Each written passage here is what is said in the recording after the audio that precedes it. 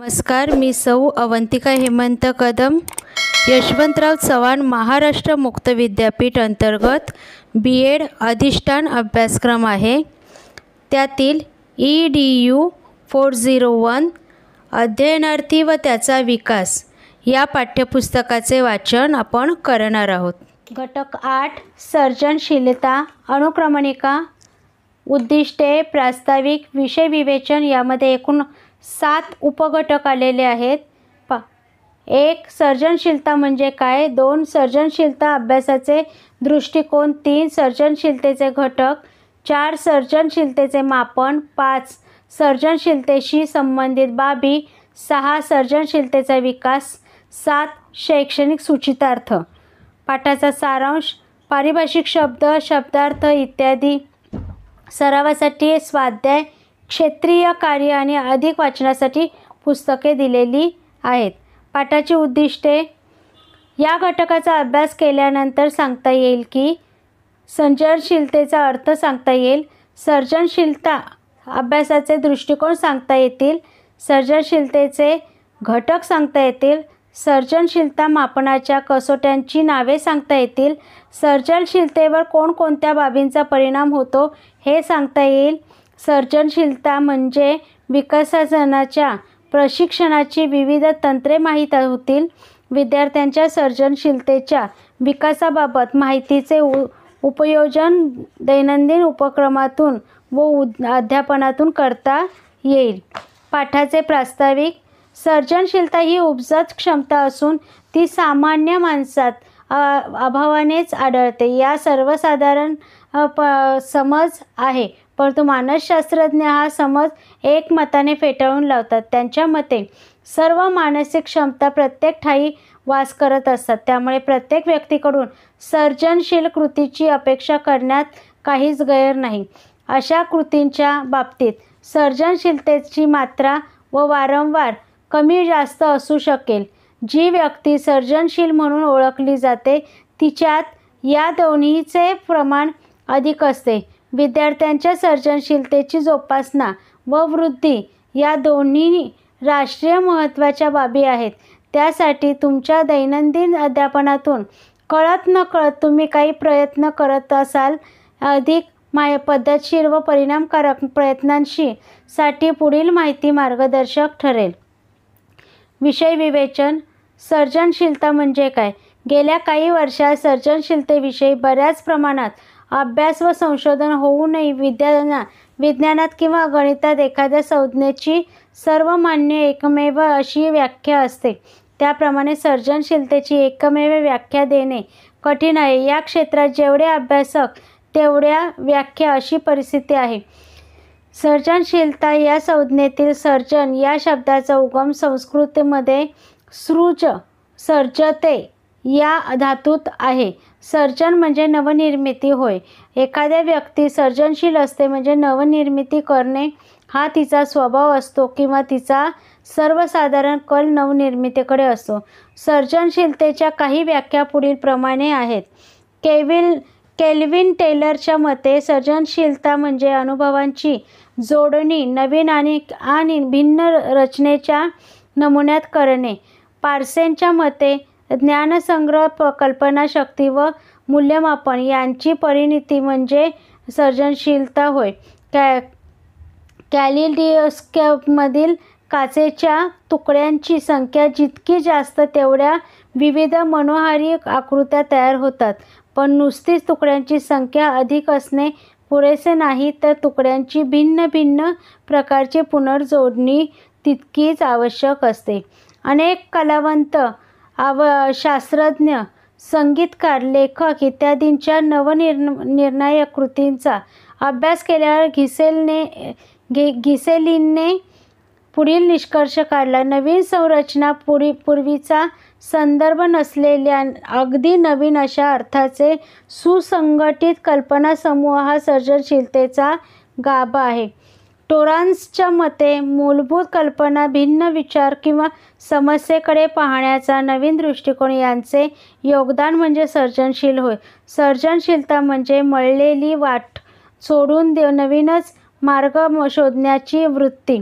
चाकोरी किंवा साचेबंद चौकट मोडण्याची वृत्ती, कोणत्याही अनुभवाला सामोरे जाणे अस्तित्वात असेलच किंवा कल्पनांमध्ये नवनवीन संबंध पाहणे किंवा त्यांच्या एकत्रितपणे नवीनच कल्पना सुचणे यांचाही सर्जनशीलतेमध्ये टोरान्सच्या मते समावेश होतो. गिलफोर्डच्या मते सर्जनशील विचार किंवा नवनिर्मितीतील विचार हा अपिसार किंवा बहुविध स्वरूपाचा असतो.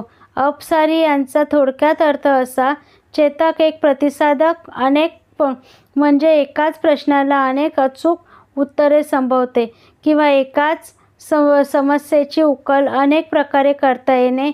अपसारी विचार हा अभिसारी किंवा एकाधिक विचारांच्या अगदी उलट प्रकारचा विचार असून तो सर्जनशीलतेचा आत्मा आहे. एडवर्ड ही बोनो सर्जनशीलतेबद्दल विवेचन करताना एक वेगळीच संज्ञा वापरतो, ती म्हणजे अपारंपरिक विचार प्रक्रिया. पारंपरिक विचार प्रक्रियेच्या अगदी उलट अशी अपारंपरिक प्रक्रिया त्याने वर्णन केलेली आहे.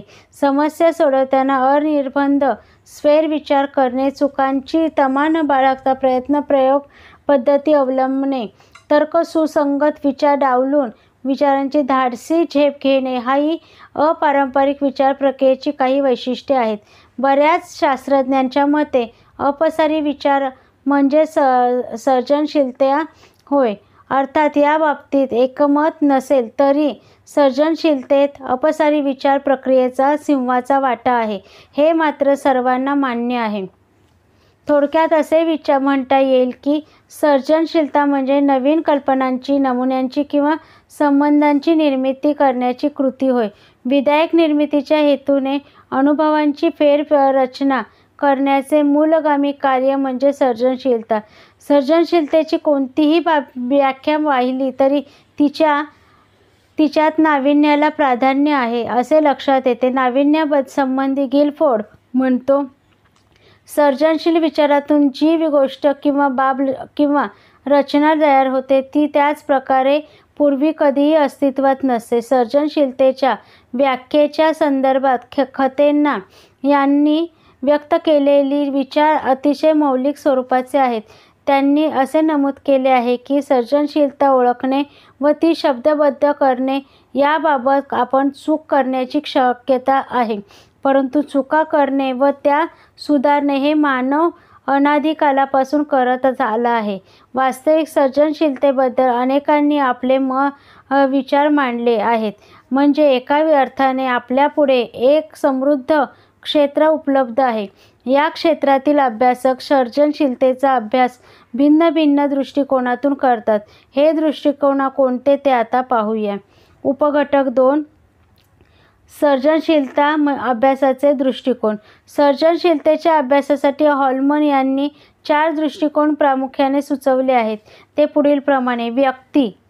सर्जनशील व्यक्तीच्या व्यक्तिमत्व वैशिष्ट्यांचा अभ्यास बऱ्याच शास्त्रज्ञांनी केला आहे, म्हणून निष्कर्षामध्ये एकवाक्यता आढळत नसली तरी ज्या वैशिष्ट्यांबाबत एकमत आढळते ती वैशिष्ट्ये अशी: स्वतंत्र व परंपरा किंवा रूढी मोडण्याकडे कल, नवीन कल्पना किंवा योजना किंवा विचार स्वीकारण्याची वृत्ती, कमालीची जिज्ञासू वृत्ती, विलक्षण चिकाटी, प्रचंड आत्मविश्वास, धोका पत्करण्याची तयारी, चिंतनात किंवा अगदी स्वप्नात सुद्धा रममाण होणे, आणि याखेरीज एक महत्त्वाचे वैशिष्ट्य म्हणजे त्यांच्यात आढळणारी दुर्दम्य स्वयंप्रेरणा. दुसरा आहे प्रक्रिया. नवनिर्मिती किंवा सर्जन म्हणजे नेमके काय घडते आणि ते कसे घडते हे समजावून घेणे. याचाच अर्थ सर्जनशीलतेची प्रक्रिया माहीत करून घेणे. ग्रॅहम वालासच्या मते सर्जनशीलतेची प्रक्रिया ही 4 क्रमबद्ध पायऱ्यात विभागलेली आहे. या 4 पायऱ्यांचे थोडक्यात वर्णन पुढे सादर केलेले आहे. 3. पूर्वतयारी. समस्या जाणवणे व सोडवण्याची दृष्टीने संबंधित अशी जास्तीत जास्त माहिती जमा करणे. 4. उबवण. या अवस्थेत समस्येची उकल शोधण्याचा जाणीवपूर्वक एकाग्रतेने प्रयत्न चालू नसला तरी अप्रत्यक्षरित्या अर्धचेतन स्तरावर समस्येचा पाठपुरावा चालू असतो. अनेक पर्यायी मार्ग सुचत असतात व काल्पनिक प्रयोगांमार्फत त्यांची योग्यता तपासली जाते. उद्दीपन व समस्येची उकल साधण्याचा मार्ग स्पष्टपणे दृष्टीपथात येतो, प्रकाशात कधी येतो. या संदर्भात आर्किमिडीज युरेका म्हणतात. स्नानगृहात पळवत आला ती कथा आठवा. पडताळा.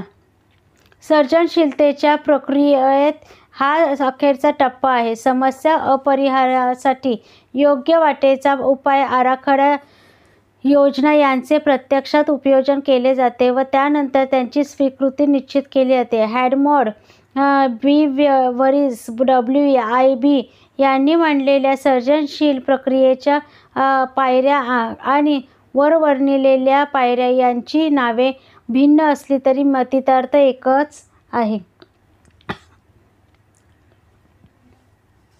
या संदर्भात गिलफोर्डने असे म्हटले आहे की पूर्वतयारीच्या टप्प्यात मुख्यतः ज्ञान संपादनाचा समावेश होतो. संग्रहित माहितीचा विविध प्रकारे मांडणी जुळवणी या करण्याकरिता अपसारी व अभिसारी विचारांचा अंतर्भाव होतो. उबवणीच्या कालावधीत विचारमंथन चालू असते तर उद्दीपनात निर्मितीला दृश्य स्वरूप प्राप्त होते. पडताळा ही जरी शेवटची पायरी असली तरी तिच्या अधिकाच्या पायऱ्यांवर देखील मूल्यमापन होतच असते.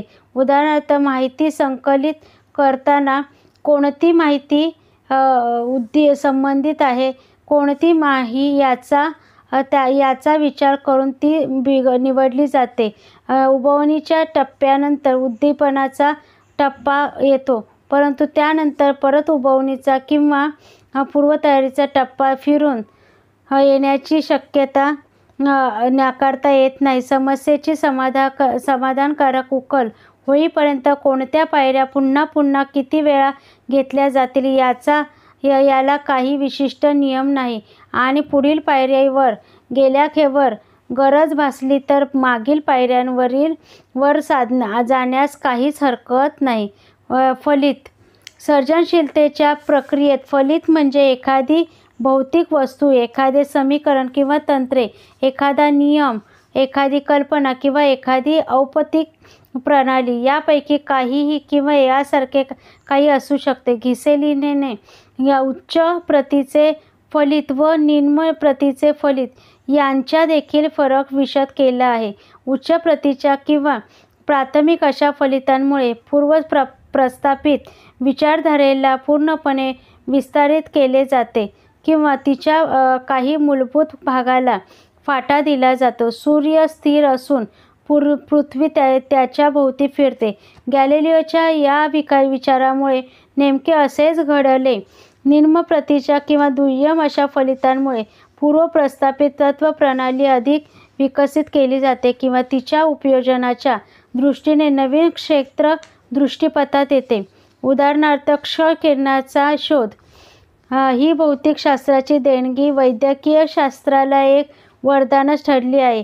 येथे शोधाचे उपयोजन वेगळ्याच क्षेत्रात केले गेले. फलितांचे वर्गीकरण आणखी एका वेगळ्या प्रकारे केले जाते, जे फलित त्यांच्या निर्मात्याला तसेच इतरांनाही पूर्णतः नवीन असते.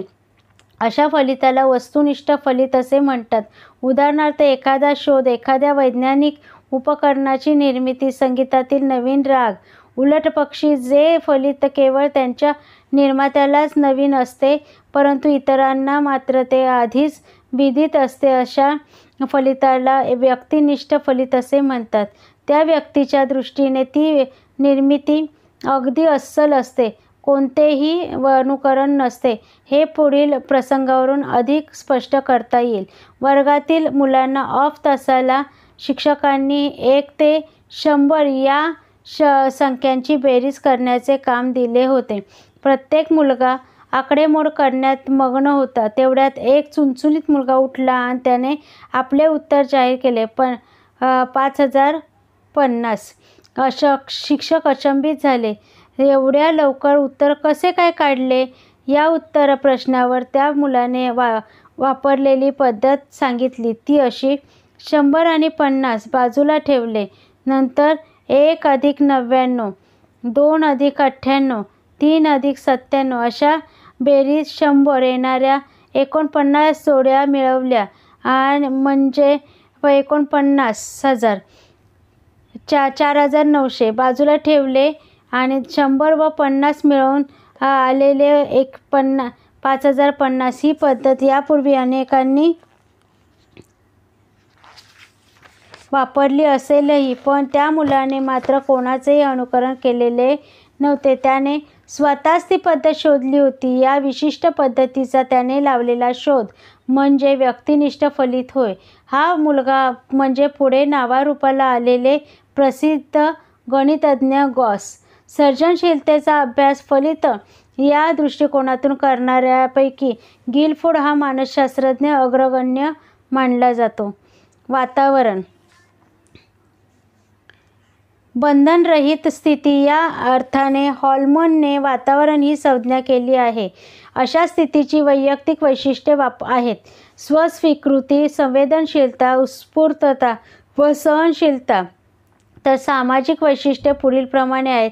ज्या ज्या रूढी, परंपरा, चालीरीती, नियम, संकेत, पद्धती बंधनरहित स्थितीला पोषक ठरतात, त्या सर्व बाबी याखेरीज ज्या बाबी अधिकारवादाच्या विरोधक आहेत अशा बाबी, उदाहरणार्थ कुटुंब रचना म्हणजे एकत्र किंवा विभक्त, एकाधिकारशाही किंवा मत स्वातंत्र्य असलेली, समाजाची विचारप्रणाली, लोकशाही किंवा हुकुमशाही, शालेय वातावरण, शिस्तीला अवास्तव महत्त्व किंवा शिस्तीचा बाऊ न करणारे, व्यक्ती, प्रक्रिया, फलित आणि वातावरण या सर्जनशीलतेच्या अभ्यासाच्या 4 दृष्टिकोनांपैकी कोणताही एक दृष्टिकोन कमी किंवा अधिक महत्त्वाचा आहे असे मुळीच नाही. प्रत्येक दृष्टिकोन तेवढाच महत्त्वाचा आहे. काहींना केवळ एकाच दृष्टिकोनातून सर्जनशीलतेचा अभ्यास केलेला आढळतो, तर काहींना एकापेक्षा अधिक दृष्टिकोनातूनही अभ्यास केलेला आहे. गिलफोर्डने सर्जनशीलतेचा अभ्यास फलित या दृष्टिकोनातून केला असा उल्लेख पूर्वी केलाच आहे. या अभ्यासाची अधिक माहिती पुढे सादर केलेली आहे. उपघटक 3 सर्जनशीलतेचे घटक. सर्जनशीलता ही क्षमता म्हणजे घटकांचा समुच्चय आहे. या विचाराने प्रेरित होऊन गिलफोर्डने या क्षमतेचे संख्याशास्त्रीय तंत्र वापरून घटक विश्लेषण केले. त्यावरून सर्जनशीलतेमध्ये पुढील घटक अंतर्भूत आहेत असे लक्षात आले. 1. ओघ किंवा प्रवाहित्व म्हणजे कल्पनांचे अधिकाधिक वारंवारिता, असंख्य कल्पना सुचणे. उदाहरणार्थ प्रश्न अ ने सुरुवात होणारे मराठी भाषेतील 3 अक्षरी अर्थपूर्ण शब्द आठवा. उत्तर असेल अमर, अक्षर, अपार, अजित, अगदी, अगर इत्यादी. दुसरा आहे लवचिकता किंवा विविधता. अधिकाधिक कल्पना सुचणे याऐवजी येथे भिन्न भिन्न कल्पना, विविध कल्पना सुचणे, आठवणे याला महत्त्वाचे स्थान आहे. उदाहरणार्थ प्रश्न शेवटी ना अक्षर असलेली मराठी भाषेतील 3 अक्षरी अर्थपूर्ण शब्द लिहा. उत्तर वंदना, अर्चना, कल्पना, अल्पना, नयना, कल्पना, शोधना इत्यादी. टीप: ही सर्व मुलींची नावे असल्याने एकाच प्रकारची उत्तरे आहेत, म्हणून या उत्तरांमध्ये प्रवाहित्व खूप आहे परंतु विविधता अजिबात नाही. आता पुढील उत्तर वाचा. वंदना, मायना, चालेना, रसना, गर्जना, सामना, रकाना. उत्तरांमध्ये विविधता असणे म्हणजे लवचिकता होय. तिसरा आहे अभिजातता म्हणजेच मौलिकता. सर्वसामान्यांना बहुतेक न सुचलेली, क्वचित अगदी एखाद्यालाच सुचलेली, स्फुरलेली कल्पना ही मौलिक किंवा अभिजात कल्पना समजली जाते.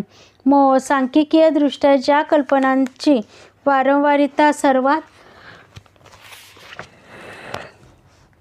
कमी ती कल्पना मौलिक म्हटली जाते.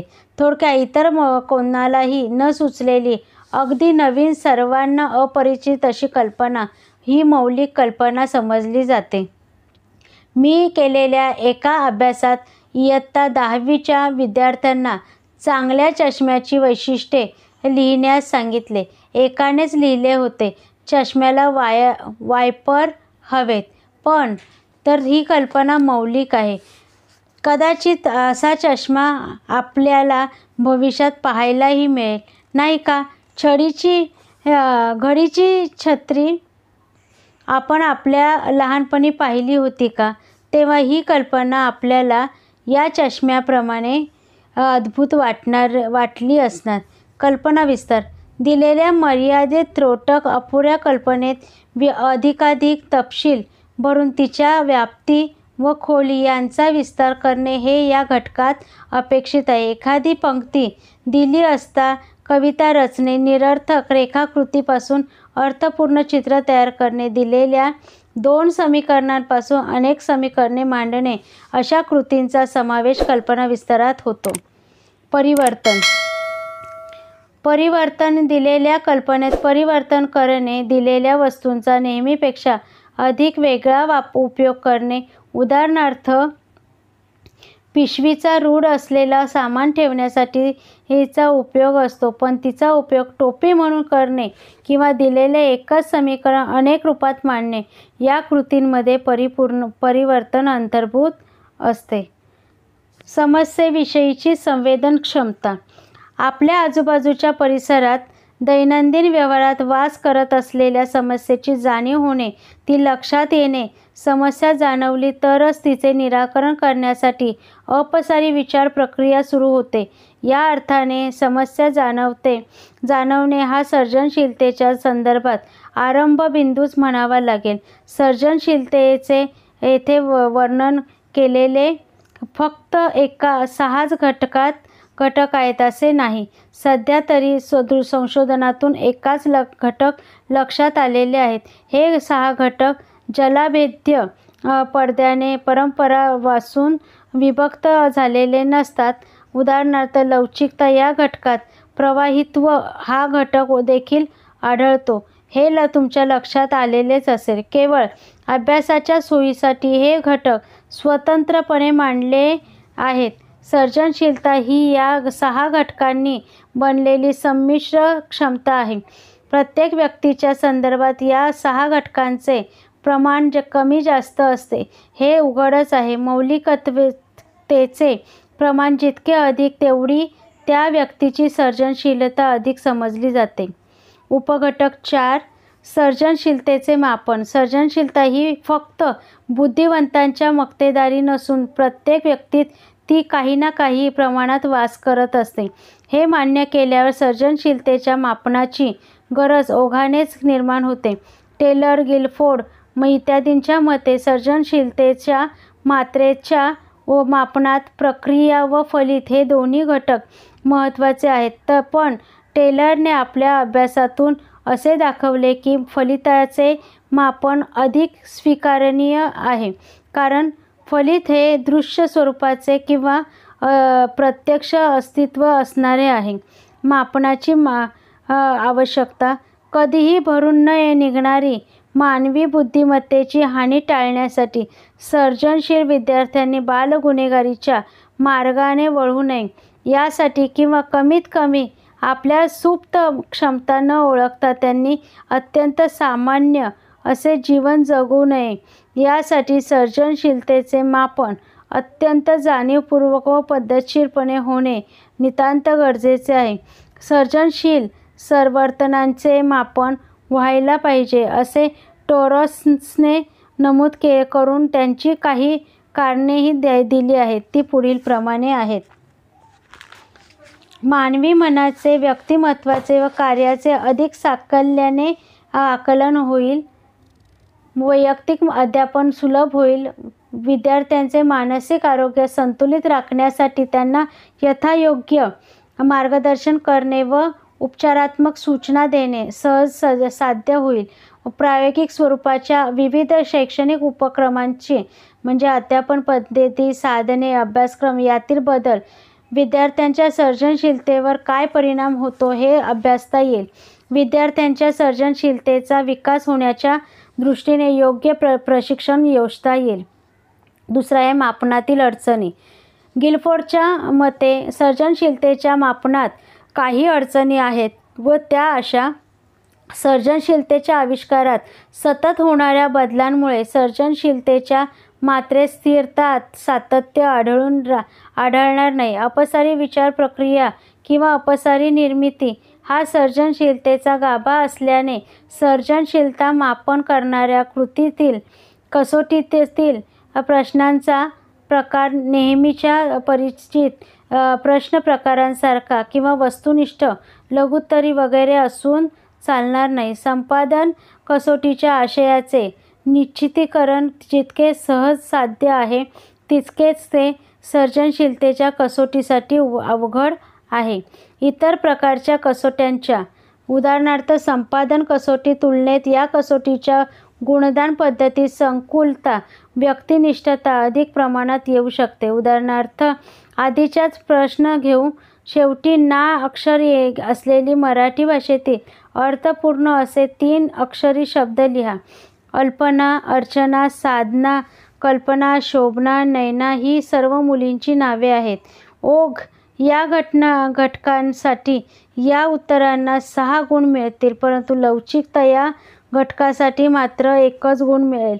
वरील विवेचनावरून गुणदान हे तज्ज्ञ व्यक्तींचे काम आहे हे तुमच्या लक्षात आले असेल. सर्जनशीलतेच्या मापनात अडचणी असल्या तरी त्यावर तोडगा काढून मापनांचे प्रशंसनीय व शास्त्रशुद्ध असे अनेक प्रयत्न झाले आहेत. पडताळा सूची, पदनिश्चय श्रेणी व सर्जनशीलतेचे संख्यात्मक मापन करणाऱ्या विविध कसोट्या म्हणजे या क्षेत्रातील प्रगतीचा आशादायक टप्पाच म्हटला पाहिजे. सर्जनशीलतेच्या मापनाच्या कसोट्या. जगाच्या विविध भागात सर्जनशीलता मापनाच्या अनेक कसोट्या तयार केल्या गेल्या आहेत. या सर्व कसोट्यांमध्ये एक प्रमुख सामायिक धागा आढळतो, तो म्हणजे सर्व कसोट्यांमध्ये अपसारी निर्मितीचे प्रश्न आहेत. काही कसोट्यांमध्ये त्यांच्या जोडीला अभिसारी निर्मितीचेही प्रश्न आहेत. काही कसोट्या प्रमाणित केलेल्या आहेत तर काही कसोट्या कामचलाखू स्वरूपाच्या म्हणजे संशोधनाची तात्पुरती गरज भागविण्यासाठी तयार केलेल्या आहेत. उपलब्ध कसोट्यांपैकी काही कसोट्या भाषिक स्वरूपाच्या तर काही अभाषिक स्वरूपाच्या आहेत. काही कसोट्या सामान्य सर्जनशीलता मापन करणाऱ्या आहेत तर काही कसोट्या विशिष्ट विषयातील सर्जनशीलता मापन करणाऱ्या आहेत. जवळजवळ सर्वच कसोट्या सामूहिक प्रकारच्या आहेत. पुढे काही उपलब्ध कसोट्यांची नावे नमुन्यादाखल सादर केलेली आहेत. कसोटीकर्त्याचे नाव आणि कसोटीचे वर्णन. पॉल टॉर्सन यांनी सामान्य सर्जनशीलता, प्रमाणित भाषिक व अभाषिक प्रकार केलेले आहेत. डॉक्टर पकर मेहदी यांनी सामान्य सर्जनशीलता, प्रमाणित. Doctor BK. पासी यांनी जी कसोटीचे वर्णन केले आहे ते सामान्य सर्जनशीलता, प्रमाणित. डॉक्टर मुजुमदार यांनी विज्ञानातील सर्जनशीलता, प्रमाणित. डॉक्टर दीदार सिंग यांनी विज्ञानातील सर्जनशीलता, प्रमाणित नाही. डॉक्टर कुंडले यांनी मराठी भाषेतील सर्जनशीलता, प्रमाणित. डॉक्टर भूदेव सिंह यांनी गणितातील सर्जनशीलता मात्र प्रमाणित नाही. डॉक्टर पारसनीस यांनी गणितातील सर्जनशीलता, प्रमाणित अशा कसोट्या केलेल्या आहेत. क्रमांक 2 ते 9 या कसोट्या भारतात तयार झालेल्या आहेत. सर्जनशीलतेचे मापन करणाऱ्यासाठी कोणत्या प्रकारचे प्रश्न असावेत याचे मार्गदर्शन गिलफोर्डने वे बियॉन्ड द आयक्यू या पुस्तकात नमुना प्रश्नाद्वारे केलेले आहे. उपघटक 5 सर्जनशीलतेशी संबंधित बाबी. प्रस्तुत क्षेत्रात परदेशात व भारतात अनेक संशोधने झाली आहेत. त्यांच्या निष्कर्षावरून असे लक्षात येते की काही विशिष्ट बाबींशी सर्जनशीलतेचा धन सहसंबंध आहे तर काही बाबींशी ऋण सहसंबंध आहे. यातील काही बाबी बोधात्मक क्षेत्रातील आहेत तर काही भावात्मक क्षेत्रातील आहे. गेटझेल व जॅक्सन 1962 आणि पासी 1972 यांना असे आढळले की जेवढा बुद्धिमत्तेचा स्तर अधिक तेवढी सर्जनशीलता अधिक. सर्जनशीलतेसाठी बुद्धिमत्ता हा आवश्यक घटक आहे, परंतु पुरेसा घटक नाही. बुद्ध्यांक 120 पेक्षा जास्त असेल तर ज्या प्रमाणात बुद्धिमत्ता वाढते त्याच प्रमाणात सर्जनशीलता वाढत असलेली आढळत नाही. या निष्कर्षाला अनेक संशोधनातून पुष्टी मिळालेली आहे. रैना यांनी 1968 मध्ये यात दिसून आले आहे की अधिक सर्जनशील असणाऱ्या शैक्षणिक संपादनही तेवढ्याच प्रमाणात उच्च असते. फ्रेझर यांनी 1959 मध्ये आणि पॉटर यांनी 1970 मध्ये व गिलफोर्ड यांनी 1971 मध्ये असे नमूद केले आहे की कुटुंबाचा आर्थिक दर्जा मागास असल्यास या कुटुंबातील मुलांच्या सर्वच मानसिक क्षमता अविकसित राहतात. गरीब मुलांचे सुप्त गुण अकुंठित राहतील. सर्जनशीलतेच्या विकासात आर्थिक दर्जाचा वाटा महत्त्वाचा असतो. सर्जनशीलतेच्या विकासावर सामाजिक व मानसिक घटक निश्चित परिणाम करतात. सामाजिक घटकात महत्त्वाचे स्थान अर्थातच कुटुंबाला आहे व बकर मेहदी यांनी 1974 मध्ये त्यांना आढळले. तर देशमुख M.N. यांना असे दिसून आले की पालकांची एकूण सामाजिक आर्थिक पार्श्वभूमी, त्यांचा सामाजिक दर्जा, व्यावसायिक निवड व पार्श्वभूमी यांचा पाल्यांच्या सर्जनशीलतेवर खोलवर परिणाम होतो. हसन ब्रुन, जोसेफ स्वाज, ली वॅरन वक यांनी 1984 मध्ये त्यांच्या मते सांस्कृतिकदृष्ट्या मागासलेली मुले सर्जनशीलतेवर मागासच असतात. टॉरन्सला 1971 मध्ये असे दिसले की सामाजिकदृष्ट्या मागास मुलांची अभाषिक सर्जनशीलता ही भाषिक सर्जनशीलतेपेक्षा अधिक विकसित असते. भारतात झालेल्या काही संशोधनांमध्ये असे आढळून आले आहे की एकापेक्षा अधिक भाषा माहीत असलेल्या मुलांची सर्जनशीलता अधिक प्रमाणात विकसित असते. अभाषिक सर्जनशीलतेच्या बाबतीत मुले अधिक सर्जनशील असतात तर भाषिक सर्जनशीलतेच्या बाबतीत मुली अधिक सर्जनशील असतात. व्यक्तिमत्त्वाचे काही घटक आणि सर्जनशीलता यांच्यात धन सहसंबंध असून स्वसंबोध व भाषिक सर्जनशीलता यांच्यात घनिष्ठ संबंध आढळतो. टॉरन्सच्या मते भावनिक संवेदनशीलता, धैर्य, प्रेरणा या सर्जनशीलतेला पोषक बाबी आहेत. तर मॅकेनॉनच्या मते वृत्ती, कृती, कल, विचार याबाबतचे स्वातंत्र्य व्यक्तीच्या सर्जनशीलता वाढवण्यास सहाय्यभूत ठरतात. या उलट न्यूनगंड, भयगंड, अहंगंड हे सर्जनशीलतेला मारक ठरतात आणि स्वभावतःच असलेले काही गुणदोष, उदाहरणार्थ स्वयंशिस्त, ठरवल्याप्रमाणे न वागणे यासारखे काही व्यक्तिगुण सर्जनशीलतेला अडथळे ठरतात. गणितातील अभिक्षमता व सर्जनशीलता यांच्यात लक्षणीय धनसहसंबंध आढळला आहे. म्हणजे गणितातील अधिक्षमता जेवढी अधिक तेवढी सर्जनशीलताही अधिक. परंतु गणित अभिवृत्तीत व सर्जनशीलता यांच्यात काहीच संबंध नाही असे दिसून आले आहे. शाळेच्या वर्गात वातावरण आणि मुलांची सर्जनशीलता यासंबंधी भारतात व भारताबाहेर अनेक संशोधने झाली आहेत. या अभ्यासांचे स्फूर्तिस्थान असणारे पॉल टॉरन्स व कार्ल रॉजर्स यांच्या मते वर्गातील वातावरण म्हणजे सर्जनशीलतेचा कणाच. सुसज्ज असे अनेक सुविधा उपलब्ध असलेल्या शाळेतील मुलांच्या सर्जनशीलता अधिक विकसित झालेली आढळते. त्यांना असेही दिसून आले आहे की शिक्षक व विद्यार्थी यांच्यात जिव्हाळ्याचे संबंध असणाऱ्या आणि मुदत बंधनरहित, चेतनादायी अशा वातावरणात विद्यार्थ्यांची सर्जनशीलता सर्वांगाने बहरते. शालेय विद्यार्थ्यांच्या सर्जनशीलतेत इयत्तावार वाढ होते असेच नाही असेही आढळते.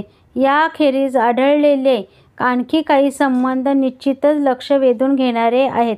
उदाहरणार्थ विशिष्ट धर्मांचा आणि सर्जनशीलतेचा घनिष्ठ संबंध नाही.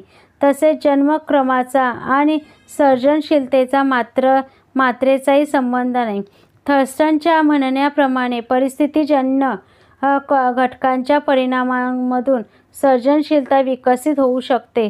तद्वत परिस्थितीच्या विपरीत परिणामामुळे ती खुरटते, घटते, प्रसंगी लोप देखील पावते.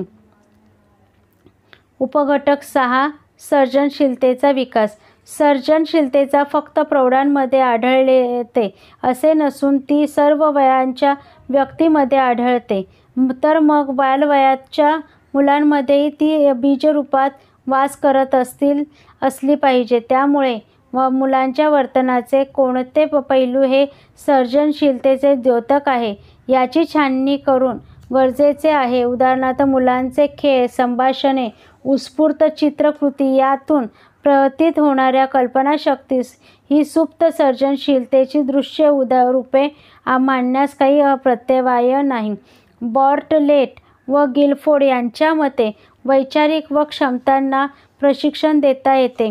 अनौपचारिक सरावाने विविध कौशल्ये विकसित करता येतात व औपचारिक सरावाने त्यांच्यात सुधारणा घडवून आणता येतात. अनेक संशोधनामध्ये असे दिसून आले आहे की सर्जनशीलता ही विशिष्ट पूर्वनियोजित प्रयत्नांमुळे विकसित होऊ शकते. ती वर्गीष्णू आहे, प्रशिक्षणक्षम आहे.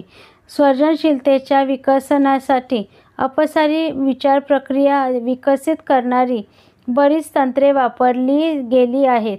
त्यातील काही तंत्रे पुढे मांडलेली सुद्धा आहेत. गिलफोर्डने असे सुचवले की सर्जनशीलता मापनाच्या कसोट्यांमध्ये ज्या प्रकारचे प्रश्न असतात अशा सदृश प्रश्नांवरील सरावाने सर्जनशीलता विकसनाचा हेतू साध्य होतो. उदाहरणार्थ, प्रश्न पुढील वस्तूंचे सुचतील तेवढेच व नेहमीपेक्षा वेगळे असे जास्तीत जास्त प्रयोग लिहा. वर्तमानपत्र, पिशवी, काठी, माती यासारख्या अनेकविध वस्तूंच्या बाबतीत वरील प्रश्नांचा सराव घेणे महत्त्वाचे अपसारी विचार प्रक्रियेला उत्तेजन देणे होय. कल्पनास्फोट किंवा बुद्धिमंथन या तंत्राचा जनक आहे ॲलेक्स ऑसबॉर्न. हे तंत्र वापरताना वातावरणात जास्तीत जास्त आधारदायी व आव्हानात्मक असावे असा त्याने आग्रह केला आहे. समस्येची उकल साधण्यासाठी हे तंत्र वापरले जाते. या तंत्राच्या अवलंबनातच मुख्यत्वे पुढील गोष्टी लक्षात ठेवाव्या लागतात. 1. एखादी कल्पना कोणी मांडली की तिचे त्वरित मूल्यमापन करू नये. 2. विनोद चाकोरीबाहेरील अगदी वेडगळ मूर्खपणाची वाटणारी कल्पनाही मोकळेपणाने व्यक्त करता यावी असे खुले, मुक्त, बंधनरहित वातावरण असावे. 3. वेगवेगळ्या कल्पनांच्या एकत्रीकरणातून नवीन कल्पना मांडल्या तरी चालतात. 4. ठरवलेल्या किंवा नेमून दिलेल्या कालावधीत किती कल्पना सुचल्या पाहिजेत हे उद्दिष्ट आधीच ठरवणे आवश्यक असते. या तंत्रात कल्पनांची संख्या, त्यांच्यातील विविधता, नाविन्य या सर्वांनाच खूप महत्त्व असते. त्यासाठी संबंधित माहितीचे व्यवस्थित पृथक्करण करण्याचे काम आधी करावे. उदाहरणार्थ, विद्यार्थी शिक्षकांच्या गटाला विचारार्थ दिलेली समस्या, शालेय विद्यार्थ्यांच्या वह्यांची संख्या कमी कशी करावी ही समस्या कल्पनास्फोट तंत्राचा अवलंब करून सोडवण्याचा प्रयत्न करता येते. येथे सूत्रधार या तंत्राचा पूर्ण माहितगार असणे अत्यावश्यक आहे. पडताळा सूचीचा उपयोग. अधिकाधिक व विविध प्रकारच्या कल्पना स्फुरण्यासाठी ओसबॉर्नने पडताळा सूची व पृच्छ तंत्राचा उपयोग केला. एखाद्या वस्तूत सुधारणा सुचविण्यासाठी पुढील प्रश्नांची यादी त्याने दिली आहे. या वस्तूत कशाची भर घालता येईल का, काही कमी करता येईल का, याचे आहे त्यातच काही बदल करता येईल का, एखाद्या भागाचा विस्तार करता येईल का, एखाद्या भागाचा संकोच करता येईल का, वस्तूच्या घटकांची पुनर्रचना करता येईल का, ही वस्तू वेगवेगळ्या प्रकारे उपयोगात आणता येईल का. उदाहरणार्थ, खुर्ची या वस्तूच्या बाबतीत या तंत्राचा अवलंब करता येईल. भिन्नान्वयन. विल्यम गार्डनने हे तंत्र पुरस्कृत केले. याचा अर्थ दोन भिन्न व असंबंधित अशा घटकांचे एकत्रीकरण असा आहे. परिचिताला अपरिचिताच्या पातळीवर नेणे हा या तंत्राचा प्रमुख हेतू आहे. हे साध्य करण्यासाठी त्याने पुढील 4 प्रकारच्या रूपकांची उपयोग केला आहे. प्रत्यक्ष तुलना, 2 बाबींमध्ये साम्य दाखवणे. उदाहरणार्थ, निर्झर वालक, सुराने पेटलेली संतप्त स्त्री, फुत्कारणारी नागिन, हिरवी पालवी अन पिवळी धमक फुले असलेले झाड, हिरवा शालू परिधान केलेली, पिवळे दागिने लावलेली तरुणी. रेने दकार्त या फ्रेंच गणितज्ञाला भिंतीवरून जाणाऱ्या मुंग्यांच्या रांगा बघून क्ष अक्ष आणि य अक्ष या आलेखातील कल्पना किंवा संकल्पना सुचल्या. एखाद्या प्रसंगाच्या अवलोकनातून नवीनच कल्पना सुचणे हे देखील सर्जनशीलतेचे प्रमाण किंवा दृश्यरूप आहे.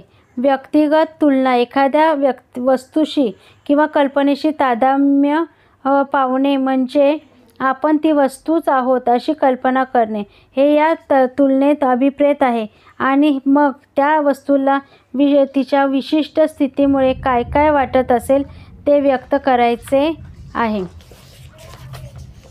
उदाहरणार्थ, मी पर्वत आहे, तर मग सतत एकाच जागी राहून काय वाटत असेल?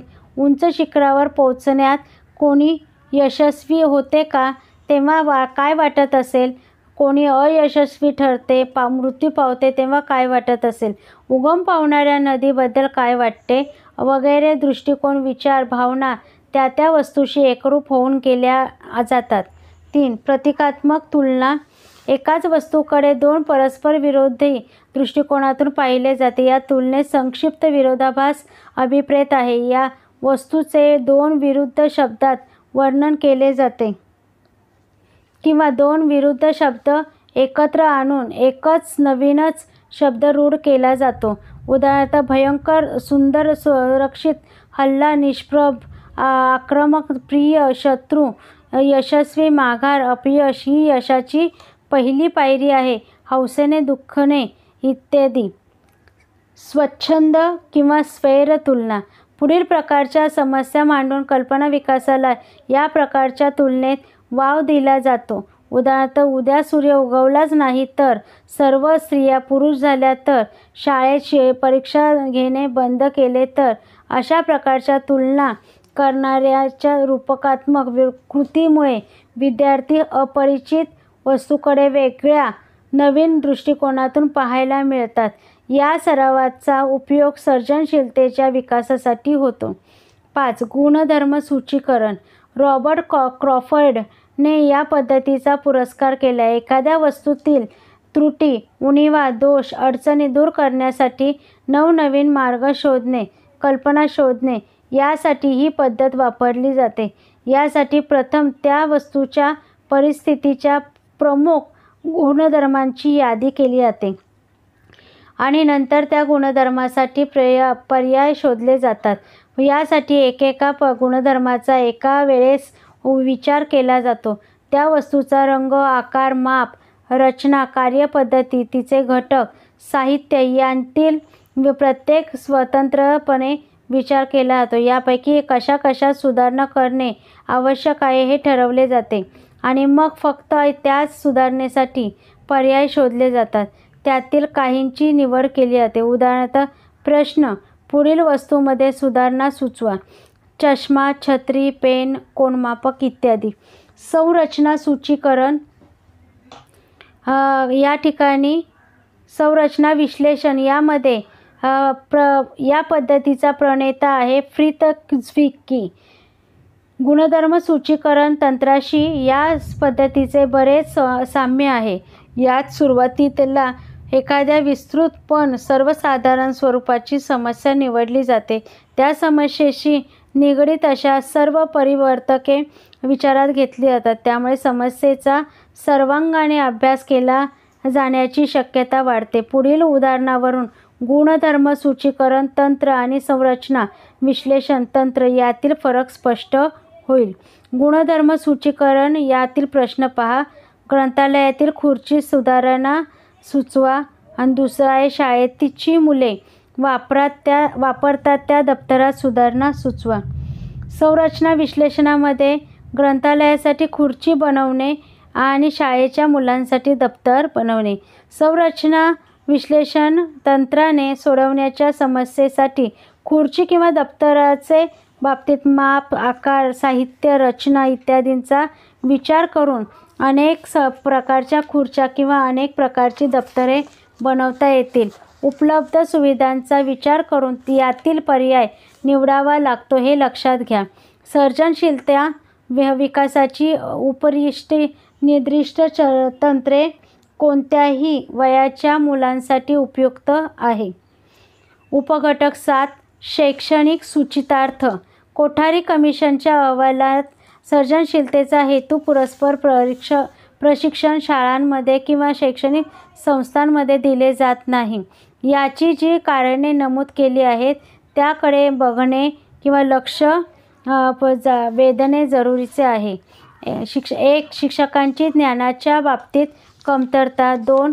प्रशिक्षणाची अविकसित तंत्रांबद्दल अनभिज्ञता. 3. शिक्षण पद्धतीतील ताठरपणा. 4. नवनवीन अध्ययन पद्धतींचा वापर करण्याच्या बाबतीत अपयश. वरील कारणांची तीव्रता कमी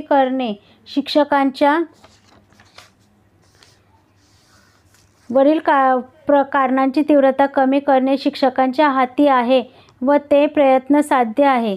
ध्वनिलहरीप्रमाणे सर्जनशीलता ही निवांत पोकळीत वास करत नाही. यावरून उघडच आहे की सर्व शालेय विषयांमध्ये आणि अभ्यासपूरक व अभ्यासेतर उपक्रमांमध्ये तिला अस्तित्व आहे.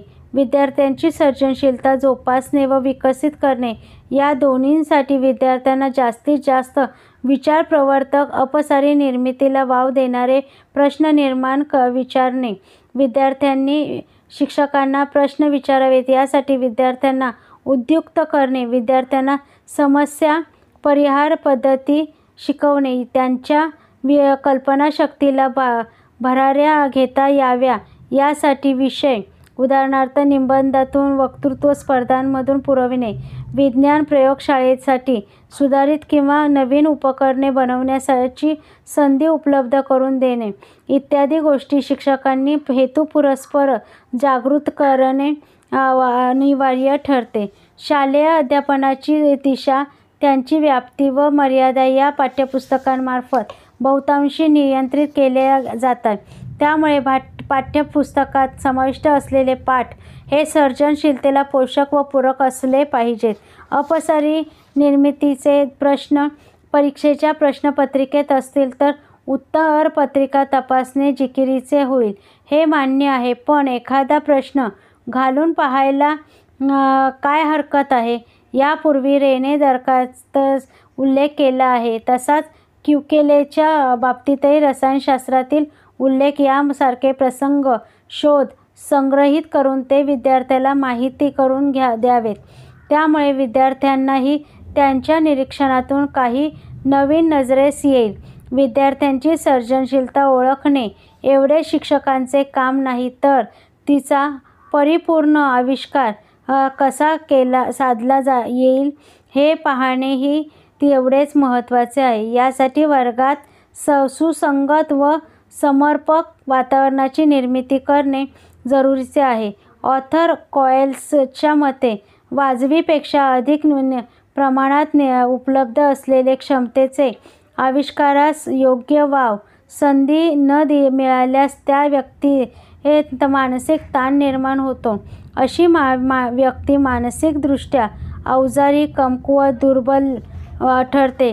शालेय वातावरणात हे घडणार नाही याची खबरदारी शिक्षकांनी घेतली पाहिजे. ऑसबॉर्नच्या मते मुलांना चुकांना अवास्तव महत्त्व देऊ नये. विद्यार्थ्यांचा ज्ञानसंग्रह अधिकाधिक समृद्ध व संपृक्त होण्यासाठी त्यांना अवांतर वाचनासाठी प्रवृत्त करावे. या ठिकाणी काही स्वयं अध्ययनासाठी प्रश्न दिलेले आहेत, ते आपण अभ्यासायचे आहेत. पाठाचा सारांश पाहूया. बहुतेक मानसशास्त्रज्ञांच्या मते सर्जनशीलता व अपसारी निर्मिती या एकाच नाण्याच्या दोन बाजू आहेत. सर्जनशीलतेचा अभ्यास व्यक्ती, प्रक्रिया, फलित आणि वातावरण अशा 4 दृष्टिकोनातून करता येतो. सर्जनशीलतेच्या प्रक्रियेचे पूर्वतयारी, उपवन, उद्दीपन व पडताळा असे 4 प्रमुख टप्पे आहेत. सर्जनशीलतेच्या फलिताचा विश्लेषणात्मक अभ्यास केल्यावर प्रवाहित्व, लवचिकता, मौलिकता, कल्पनाविस्तार, परिवर्तन व समस्याविषयक संवेदनशीलता हे असे 6 घटक लक्षात आलेले आहेत. सर्जनशीलतेच्या फलिताचे मापन करणाऱ्या काही कसोट्या आता उपलब्ध आहेत. काही सामाजिक घटकांशी आणि काही व्यक्तिमत्त्वाच्या घटकांशी सर्जनशीलतेचा धनात्मक संबंध आहे, तर काहींशी ऋणात्मक संबंध आहे. सर्जनशीलतेचा प्रयत्नपूर्वक विकास करता येतो.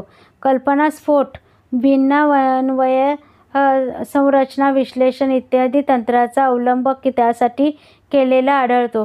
शालेय वातावरणात विद्यार्थ्यांच्या सर्जनशीलतेचा परिपोष शिक्षक करू शकतात. या ठिकाणी पारिभाषिक शब्दार्थ दिलेले आहेत. त्याचबरोबर सरावासाठी स्वाध्याय आणि अधिक वाचनासाठी पुस्तके सुद्धा इथे नमूद केलेली आहे. क्षेत्रीय कार्य आणि अधिक वाचनाची पुस्तके वाचावीत. धन्यवाद.